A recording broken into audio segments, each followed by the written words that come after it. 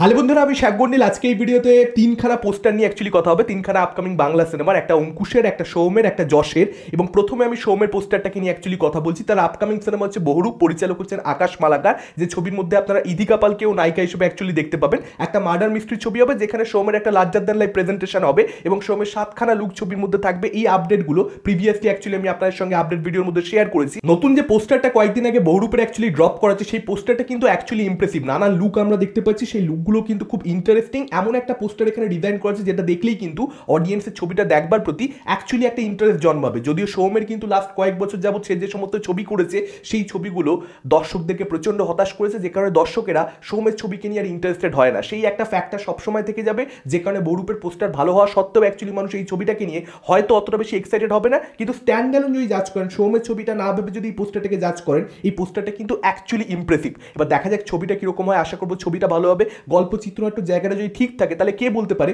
যে এই ছবিটা বক্স অফিসে পারফরমেন্স করলো এবং কোন সময় ছবিটা অ্যাকচুয়ালি মুক্তি পাবে, সেটাও একটা দেখবার মতন ব্যাপার হবে। তার কারণ সোম কিন্তু নিজেও এই ছবিটাকে নিয়ে প্রচন্ড বেশি এক্সাইটেড, যেহেতু 7খানা চরিত্রে সে নিজে অভিনয় করেছে। এরকম কোনো কিছু সে এর আগে তার কেরিয়ার জুড়ে করেনি, যে কারণে সেও এক্সাইটেড। দেখা যাক যদি একটা প্রপার রিলিজ ছবিটাকে দেওয়া হয়, তাহলে বক্স অফিসে সফল।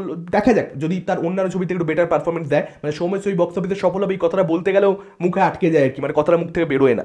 যাই হোক, এর পরবর্তীতে যশকে নিয়ে যদি কথা বলি, তার আপকামিং সিনেমা হচ্ছে আরি। পরিচালক হচ্ছেন জিৎ চক্রবর্তী। মৌসুমী চ্যাটার্জিকে আপনারা বহু বছর বাদে বাংলা সিনেমাতে অভিনয় করতে দেখতে পাবেন যশের মায়ের ভূমিকাতে, এটা আপনাদেরকে আমি আগেই জানিয়েছি। এবং এই ছবির যিনি পরিচালক জিৎ চক্রবর্তী, তিনি কথামৃত নামের একটা ছবি বানিয়েছিলেন, যে ছবিটা আমার চ্যানেলে রিভিউ করা আছে। ম্যাক্সিমাম যে বাংলা সিনেমা হয় তার থেকে বেটার ছিল সেই ছবিটা। কিছু একটা ছিল ইন্টারেস্টিং ছবিটার মধ্যে, অনেকেই ছবিটা দেখেননি এখন আমি জানি। ট্রেলারের মধ্যে এক্স ফ্যাক্টরটা কৌশিক গাঙ্গুলি ক্যারেক্টারকে নিয়ে রিভিল করে দেওয়া হয়নি, সেটা আমার এখনো মনে আছে। সেটাই অ্যাকচুয়ালি ছবিটা ভালো লাগার আমার প্রধান কারণ ছিল, যে ছবিটা হলে দেখতে গিয়ে আমি এক্সট্রা কিছু পেয়েছিলাম। তো ওটিটি রিলিজ হলে সেই ছবিটা আপনারা দেখবেন। এবার জিৎ চক্রবর্তী যদি এই ছবিটা ভালো বানান, সেক্ষেত্রে কে বলতে পারে বক্স অফিসে অন্যান্য ছবির থেকে একটু বেটার পারফরমেন্স দেখালো। যে মোশন পোস্টারটা এখানে মেকাররা ড্রপ করেছে, সেই মোশন পোস্টারটার মধ্যে অ্যাকচুয়ালি যে গানটা ব্যবহার করা হচ্ছে, সেই গানটা কিন্তু ভীষণ ভালো। মানে গানটা কিন্তু অ্যাকচুয়ালি আমার পছন্দ হয়েছে। এবং এই গানটার কিন্তু ক্ষমতা রয়েছে যে ফ্যামিলি অডিয়েন্স, যারা বর্তমানে বাংলা সিনেমার এক্সিস্টিং অডিয়েন্স, আর যে ধরনের ছবি, আর যে টার্গেট অডিয়েন্স, তাদের কিন্তু এই গানটা অ্যাকচুয়ালি ভালো লেগে যেতে পারে। এবং সেটা যদি হয়, মেকাররা যদি খুব শিগগিরই এই গানটা, আমার মনে হয় তাদের খুব শিগগিরই এই গানটা অ্যাকচুয়ালি রিলিজ করা দরকার, কারণ তাদের ছবি মুক্তি পেতে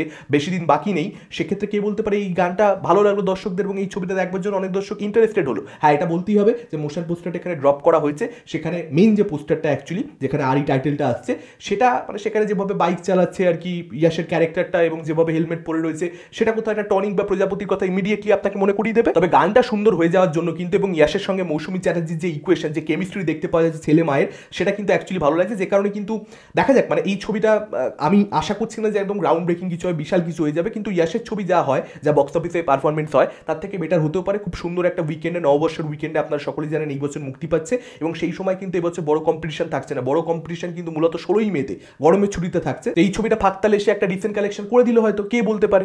এর পরবর্তীতে কথা বলবো অঙ্কুশের ছবিকে নিয়ে। সাহিল এবং সুমিতের আপকামিং ছবি, তাদের পরিচালনায়। মির্জার পরবর্তীতে নারী চরিত্র বেজায় জটিল, যেটার অ্যানাউন্সমেন্ট অ্যাকচুয়ালি ভ্যালেন্টাইন্স ডে সময় করে দিয়েছিলেন অঙ্কুশ। এবং সেই ছবিটার কিন্তু একটা নতুন পোস্টার ড্রপ করা হয়েছে, যেটা কিন্তু ছবিটার যে সোলটা কোথাও একটা রোমান্টিক কমেডি হবে, যেটার মধ্যে নানা ধরনের বাওয়াল হবে, মজার ছবি হবে একটা, সেটা কিন্তু এই পোস্টারটার মধ্যে বোঝা যাচ্ছে। মানে সেই ভাইবটা কিন্তু অ্যাকচুয়ালি পোস্টারটার মধ্যে রয়েছে। অঙ্কুশ নিজে খুব ভালো কমেডি করে, ফেশিয়াল এক্সপ্রেশন সে কমেডি করবার সময় খুব ভালো ভালো দিতে পারে, সেই জিনিসটাই পোস্টারটার মধ্যে আমরা দেখতে পাচ্ছি। বাকি 5টা নারী চরিত্রকে আমরা পোস্টারের মধ্যে দেখতে পাচ্ছি। একটা ক্যারেক্টার সেখানে সোহিনী প্লে করছেন, এছাড়া ঐন্দ্রিলা অঙ্কুশের একদম ঠিক পেছনেই পোস্টারের মধ্যে দাঁড়িয়ে রয়েছেন, সে বলছেন ও কমেন্টস। একটা ঠাকুমার ক্যারেক্টার রয়েছে, যে বলছে তোকে আমি সম্পত্তির ভাগ দেবো না। একটা ফেমিনিস্ট ক্যারেক্টার রয়েছে, যেটা অঙ্কুশের বোন হবে বা কোনো ধরনের অঙ্কুশের বান্ধবী হতে পারে, ঠিক বোঝা যাচ্ছে না সেটা পোস্টার দেখে।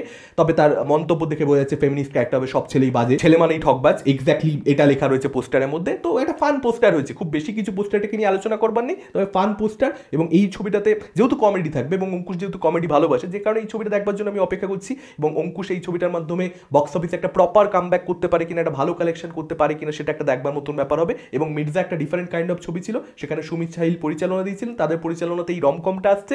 এই জনরাটা তারা কিভাবে হ্যান্ডেল করেন, সেটাও একটা দেখবার মতন ব্যাপার হবে। আপনাদের কি মতামত এই 3টে পোস্টারকে কেন্দ্র করে? কোন পোস্টারগুলো আপনাদের ভালো লেগেছে, কোনটা ভালো লাগেনি, ডেফিনেটলি আপনারা সেটা আমাদের কমেন্ট করে জানাতে পারেন। এই ভিডিওটা ভালো লাগলে লাইক করতে পারেন, শেয়ার করতে পারেন। আমাদের চ্যানেল নতুন হলে চ্যানেলটাকে অবশ্যই সাবস্ক্রাইব করতে পারেন। আজকের মতন টাটা, চোখ রাখুন পরবর্তী ভিডিওতে।